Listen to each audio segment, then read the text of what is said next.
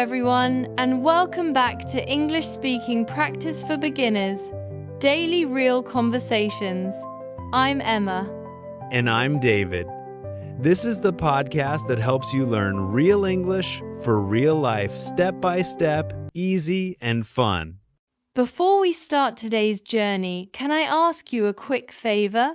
If you find this podcast useful, please like this episode, subscribe, and share it with a friend.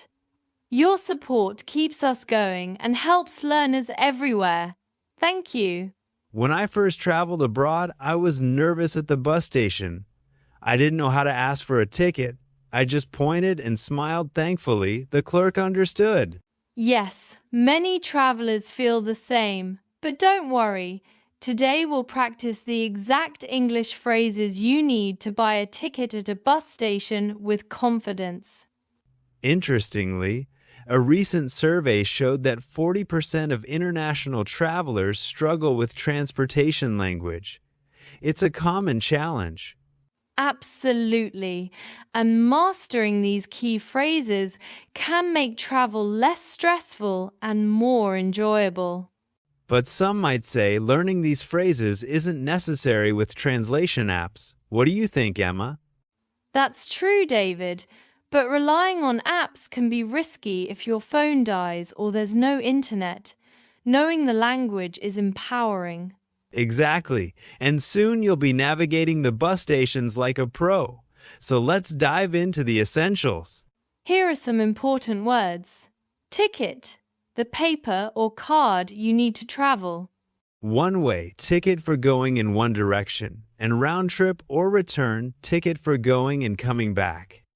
Bus stop, where the bus stops on the street. And bus station or terminal, a big place where buses start and finish. Let's practice together. Repeat after me. Ticket, pause. One way, pause. Round trip, pause. Great job! You know, these words might seem simple, but they're the building blocks for effective communication. True, and for some added context, a study found that travelers using local terms have a 30% smoother experience. That's fascinating, David. But what if someone argues that learning these terms is too basic? Well, I'd say it's about building confidence. Starting with basics helps in developing more complex language skills. Exactly. And think about it, once these are mastered, you can focus on more advanced phrases. All right, now that you're equipped with vocabulary, let's move on to practical sentences you can use at the station. Here are 5 sentences you can use. I'd like a ticket to City, please. How much is a ticket and what time does the bus leave are also crucial questions.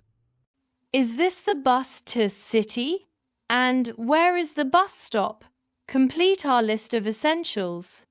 Let's practice together. How much is a ticket? Pause. Where is the bus stop?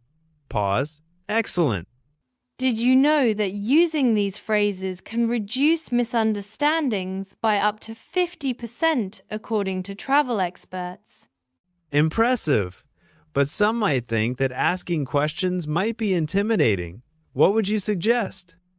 I'd say practice makes perfect. The more you use them, the more natural it becomes. Start small and build your way up. And visualize success. Imagine asking these questions confidently and getting the right answers.